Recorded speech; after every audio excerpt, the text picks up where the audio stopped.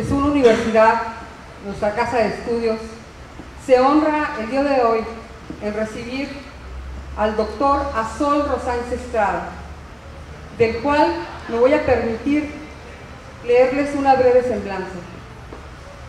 Doctorado en Derecho Constitucional y Amparo, obteniendo el grado con mención honorífica. Es acreedor a diversas distinciones académicas, como el premio Summa Cum Laude durante los 4 semestres en que cursó la maestría en Derecho. Investigador nacional nivel 1 por parte del Sistema Nacional de Investigadores de CONACYT. Oficial mayor de la 51ª legislatura del Honorable Congreso del Estado de Tlaxcala. Dentro de sus actividades docentes, ha impartido las materias de Derecho Civil, Procesal Constitucional, en el Departamento de Derecho y Derecho Procesal Constitucional en la maestría de la Universidad Autónoma de Tlaxcala. Derecho Electoral de la Universidad del Valle. Ha participado como ponente en diferentes congresos y es autor en diversas publicaciones, artículos y libros. Es integrante del Consejo Editorial de la revista jurídica Summa, de la División de Estudios de Posgrado del Departamento de Derecho y Ciencias Políticas de la Universidad Autónoma de Tlaxcala. Integrante de la Comisión Redactora y Revisora de todas y cada una de las iniciativas de leyes y las reformas a ellas, durante el tiempo de labor como oficial mayor y asesor jurídico del Honorable Congreso del Estado de Tlaxcala. Dentro de sus actuales actividades se destaca la asesoría jurídica electoral y como abogado postulante en las materias de derecho civil, mercantil, familiar, laboral, burocrático, ininterrumpidamente desde el año de 1980, así como en el área de derecho procesal constitucional.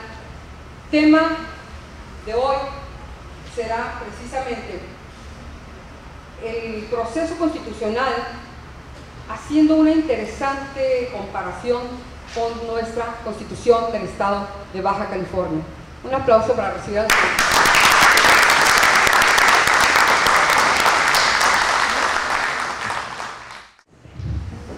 Les comentaba que agradezco la oportunidad de estar en esta noche charlando en esta escuela de Derecho. Es un gusto para mí poder comparecer ante ustedes y poder charlar de estos temas, y es doblemente motivo de satisfacción porque pues, mi familia y yo hemos acudido a esta ciudad también para poder ser testigos de la graduación de mi hermano Francisco Sánchez Estrada, que egresa como abogado en esta universidad. Esos dos motivos para mí son de satisfacción y por eso quiero compartir con ustedes algunas ideas, algunos conocimientos del derecho procesal constitucional. Decía que es una materia relativa a reciente creación. En México debemos la introducción de esta materia a nuestro autor Héctor Fixamudio, quien en el Instituto de Investigaciones Jurídicas de la UNAM publicó un libro al respecto que él llamó Introducción al estudio de la defensa de la Constitución. Este autor, siguiendo a otros de Europa, de Estados Unidos, opina que debemos sistematizar los conocimientos del derecho procesal constitucional que hasta hace poco se encontraban totalmente dispersos en otras materias de la ciencia jurídica, como lo es el derecho constitucional, el derecho procesal común o teoría general del proceso, la materia de amparo, garantías individuales, derecho administrativo, teoría general del Estado. Entonces, la intención es sistematizar los conocimientos para que, en principio, el estudioso del derecho pueda entender y comprender todo lo que Fixamudio llama la defensa de la Constitución, y que la conceptualiza como el conjunto de mecanismos jurídicos y políticos que permiten que el orden constitucional prevalezca y no sea violado, y que si así fuera,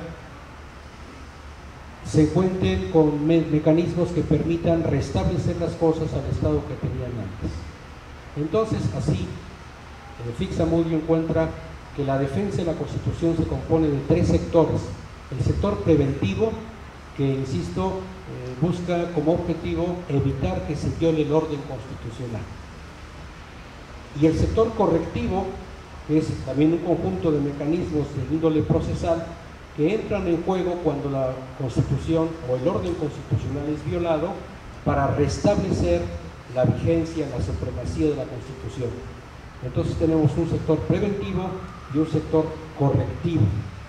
Y finalmente, dice nuestro autor, un tercer sector que sirve para mantener actualizada nuestra norma suprema o Constitución. En realidad, el derecho procesal constitucional se ubica en el segundo sector, solo en el correctivo. Sin embargo, en mis intervenciones en la cátedra de esta materia, como recordatorio a mis alumnos, yo parto desde el primer sector. Desde ahí empiezo a explicar los mecanismos que la propia Constitución contiene para evitar que sea violada. Porque recordemos que toda norma jurídica, para que sea perfecta desde el punto de vista legislativo, debe prever su propia violación. Si una ley no prevé su propia violación, si no establece sanciones cuando es violada, estamos ante la presencia de una ley blanca que finalmente no funciona. Necesitamos que el legislador prevea que la norma jurídica que está expidiendo podrá ser violada para que contemple los mecanismos ordinarios o extraordinarios que permitan reparar la violación causada y mantener la supremacía de dicha ley. Entonces nosotros partimos primero desde el sector preventivo, que Fixamudio lo denomina como los instrumentos protectores de la Constitución Federal. Y él los distingue en la división de poderes, la participación de los grupos sociales y de los partidos políticos, la regulación de los recursos económicos y financieros y finalmente de técnica jurídica. Estos cuatro instrumentos protectores existen en la propia Constitución para evitar que se viole no solo la Constitución como norma codificada, compuesta de 136 artículos, no, sino todo el orden constitucional que se compone con esa norma suprema y todas las leyes secundarias y tratados internacionales. Entonces, estos instrumentos, insisto, se dividen en la división de poderes, por un lado, la participación de los grupos sociales y partidos políticos, la regulación de los ingresos y egresos públicos y los de técnica jurídica. En los primeros encontramos a la división de poderes, precisamente para evitar que se concentre el poder en una sola persona. La Constitución, la nuestra, al igual que las más avanzadas de todo el mundo, establece la división de poderes. Y esta división no solo es vertical, sino que tenemos una división horizontal, otra temporal y una vertical. En el sentido de que el poder se divide de forma horizontal, encontramos los tradicionales tres poderes, legislativo, ejecutivo y judicial, pero de algunos años para acá hemos visto que se crean otros órganos que están a la par de los poderes, que los denominamos OCAS, es decir, órganos constitucionales autónomos, que en realidad son otros poderes, pero bueno, para respetar la enseñanza de Aristóteles no les hemos llamado poderes como tales. No cabe en nuestra mente decir cuarto poder, quinto poder, sexto poder, sino que mantenemos esos tres poderes tradicionales y en la misma línea agregamos a los órganos constitucionales autónomos.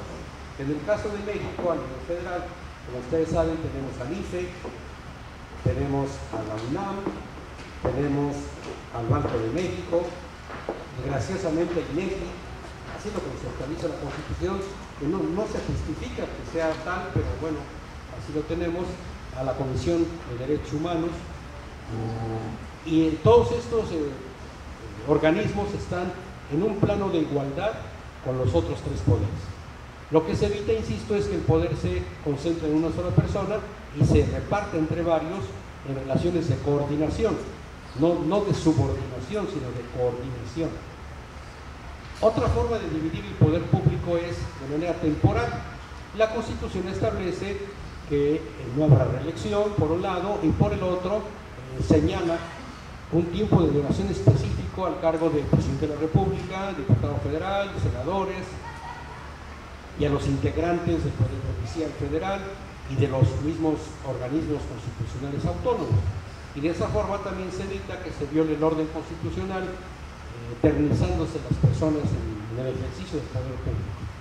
Y finalmente, por el tipo de Estado mexicano que vivimos, que es el federal, encontramos que el poder también se divide de manera vertical en 3 niveles de gobierno: federación, estado y municipio. Esto desde luego dependerá de cada estado, porque tenemos estados centralistas donde el poder de forma vertical no encuentra división. Otro instrumento es la participación de los grupos sociales y de los partidos políticos. La intención es romper un poco la democracia representativa que tenemos y encontrar figuras de semi-representación. Entonces tenemos ciertos organismos que la propia Constitución establece en las partes más sensibles desde el punto de vista social, donde personas comunes y corrientes como nosotros participamos en la toma de decisiones importantes, como es la integración de la Comisión Nacional de Salarios Mínimos, en sentido laboral, la Junta Federal de Conciliación y Arbitraje, las juntas locales de conciliación y arbitraje, el Consejo Consultivo del IMSS, del ISSSTE, de la misma Comisión Nacional de Derechos Humanos, del IFE también. Vemos que ciudadanos comunes y corrientes participan en la toma de decisiones importantes. En materia agraria también tenemos el Comisariado Federal, y así hay un sinfín de casos donde los órganos de gobierno no se integran exclusivamente por simples autoridades, sino que también existe la participación o coparticipación de la ciudadanía. Para que las figuras estas de protección de la Constitución tengan mayor realce, necesitamos contar con figuras de participación ciudadana, como es el plebiscito, el referéndum, la iniciativa popular, que vienen a acabar de formar un bagaje de participación de la ciudadanía en la toma de decisiones importantes, con figuras, insisto, de semi-representación que permiten ir avanzando en la mejoría de nuestro sistema jurídico y político, ¿no? Y bueno, los partidos políticos, desde luego, que son instituciones, si bien de orden público, pero integradas por meros particulares para poder participar en la vida política del país y provocar el acceso de los particulares al gobierno. Un tema harto interesante, indiscutible, porque lo cierto es que necesitamos la candidatura independiente para también nivelar a los partidos políticos que han hecho un abuso del poder, de ese monopolio para las candidaturas a los cargos públicos, ¿no? Y sabemos también lo importante que es el control de los dineros, el gasto público, y para evitar que se viole el orden constitucional, la Constitución establece normas específicas para regular el ingreso y el egreso de los dineros públicos. Tenemos como ciudadanos, como particulares, derecho a que no se nos cobre de forma anárquica, sino que deben existir leyes de ingresos que establezcan de forma específica cuáles serán las contribuciones a cargo de los particulares y luego en qué y cómo se gastará el dinero. Y para eso está prevista la existencia de los presupuestos de egresos de la Federación, de los estados y de los municipios. Y paralelamente al control del ingreso y del egreso, en cuanto a las leyes, también existen órganos de fiscalización internos en los poderes y uno que controla, que rige la actuación de todos los entes públicos que están en manos, como ustedes saben, del Congreso de la Unión. También, desde luego, podemos tener los respectivos juicios de responsabilidad administrativa por los malos manejos que pudieran existir, ¿no? Y finalmente, nuestro autor, Fixamudio, reconoce como medio o instrumento protector de la Constitución la rectoría económica del Estado. Cada Constitución debe establecer hasta dónde podrá intervenir el gobierno en el control de la economía de su país. Y dependiendo del sistema económico que se elija al expedir la Constitución, que como ustedes saben puede ser el capitalismo, el socialismo, el comunismo o alguna mezcla de todos estos sistemas, ¿no? Pero todo esto debe estar precisamente establecido en la Constitución para dar seguridad jurídica a la ciudadanía y evitar que se viole el orden constitucional.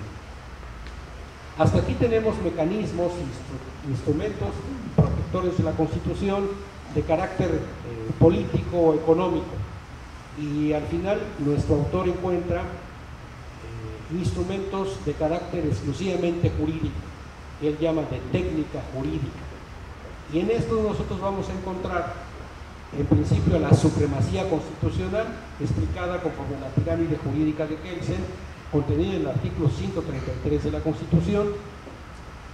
Ahí también encontramos el control difuso de la Constitución, la inviolabilidad de la Constitución y las facultades originarias de los estados al celebrar el Pacto Federal. Otro instrumento protector de la Constitución de orden jurídico es el procedimiento dificultado de reformas de nuestra Constitución. Y como ustedes recordarán, pues nuestra Constitución es rígida y no flexible, y ahora que el PRI no contiene el control del Congreso de la Unión, pues es mucho más rígido este procedimiento, y para que pase una reforma constitucional de verdad se necesita contener o tener un consenso de todos los partidos políticos para lograr esa mayoría calificada que exige el artículo 135 de la Constitución. Tenemos también como instrumento protector al veto presidencial, que sirve de un peso y contrapeso en el proceso legislativo del Congreso de la Unión. Y finalmente el refrendo, figura que es totalmente discutible, que no es propia de nuestro sistema presidencialista a la mexicana, que fue importado del derecho francés y que subsiste en nuestra Constitución, y solo desde el punto de vista totalmente técnico es un buen instrumento, aunque nosotros sabemos que en la práctica en nuestro México, mientras el presidente de la República tenga la facultad de nombrar y despedir libremente a sus secretarios, pues el refrendo no puede funcionar. Como verán, de forma muy rápida, todos estos son los instrumentos protectores de la Constitución. Figuras jurídicas que la propia Constitución prevé para evitar en lo posible que se altere o se viole el orden de la Constitución. Pero como ley perfecta desde el punto de vista legislativo, también está previsto que pueda ser violada la Constitución. Y si así sucediera, deben entrar entonces en juego este cúmulo de